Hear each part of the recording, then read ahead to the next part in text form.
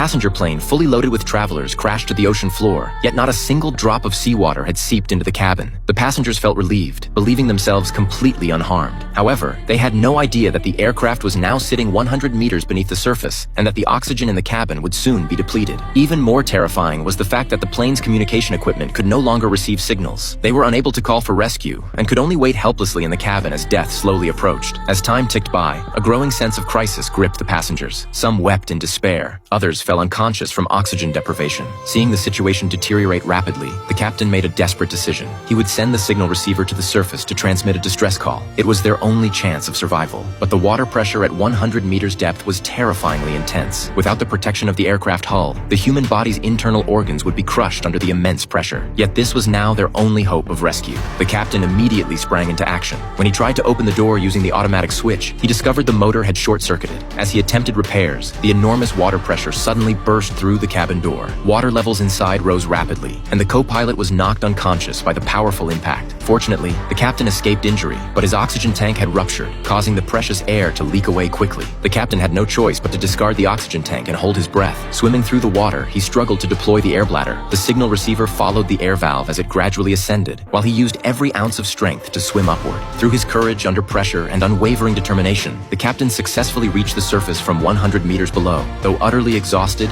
he dared not waste a moment. He quickly climbed onto the air valve and immediately transmitted the distress signal. At that moment, a military vessel conducting exercises unexpectedly received this mysterious distress call and immediately dispatched a rescue team. They soon pulled the weakened captain to safety. Learning that an entire plane full of people remained on the seabed, the ship deployed its full crew for the rescue operation. After relentless efforts, the rescue team finally located the crashed aircraft. They could hardly believe that people trapped in such depths could still be alive. The rescue team now faced immense pressure. Breaking open the aircraft hull would cause seawater to rush into the cabin, leaving no survivors. After deliberation, they devised a bold plan: use water's buoyancy to bring the entire aircraft to the surface. They immediately began operations, threading lifting straps beneath the aircraft and attaching massive balloons to both ends, then connecting inflation tubes. Once everything was ready, at the captain's command, the rescue team activated the air pumps. As vast amounts of gas flowed through the pipes, dozens of balloons attached to the fuselage rapidly expanded. Under the buoyant force, the plane slowly began to rise. Unexpectedly, vibrations from the aircraft's movement shattered the cabin door instantly. Seawater flooded into the cabin,